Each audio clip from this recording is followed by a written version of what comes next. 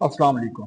अब जो हम प्रोग्राम राइट कर रहे हैं इसमें स्मॉलेस्ट और लार्जेस्ट नंबर जो है वो फाइंड करना है। थ्री नंबर जो है वो दिए गए हैं या यूजर से इनपुट हुए हैं, तो उनके लिए आप डायरेक्ट वैल्यूज भी असाइन कर सकते हैं करना चाहें तो, जैसे हमने एक पहले प्रोग्राम में किया भी था कि ए इक्वल बी, ए comma B comma C comma equal 10 comma 20 comma 30। तो इस तरह से तीनों वैल्यूज डायरेक्ट भी असाइन हो सकती हैं और इनपुट करवानी है तो उसका मेथड भी ये दिया गया है।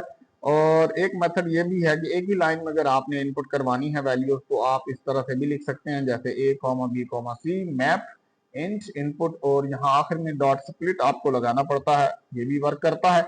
आमतौर पर स्टूडेंट्स और टीचर्स जो है वो इससे फेमिलियर होते हैं, तो मैंने ये मेथड लगा दिया। ए बी सी तीनों वेरिएबल बनाए, तीनों के साथ इवल फंक्शन यूज किया है। इवल के जरिए से वैल्यू न्यूमेरिक में बदली, इनपुट करवाई वैल्यूज फर्स्ट सेकंड थर्ड, और उसके बाद लार्जेस्ट नाम का वेरिएबल बनाया। इसके बाहर हमने मैक्स नाम का फंक्शन यूज कर दिया। ये पाइथन का बिल्ट इन फंक्शन है। जो वेरिएबल्स आप इन ब्रेसेस के अंदर देंगे उनमें जो वैल्यू मैक्सिमम होगी वो फाइंड होगी और वो लार्जेस्ट को असाइन हो जाएगी।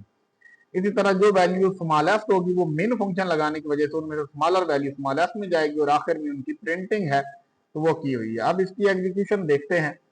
ये मैंने एग्जीक्यूशन के लिए क्लिक कर दिया, उसने मेरे से नंबर डिमांड किया। फर्स्ट नंबर मैं कह देता हूँ 50, सेकंड नंबर कह देते हैं 60।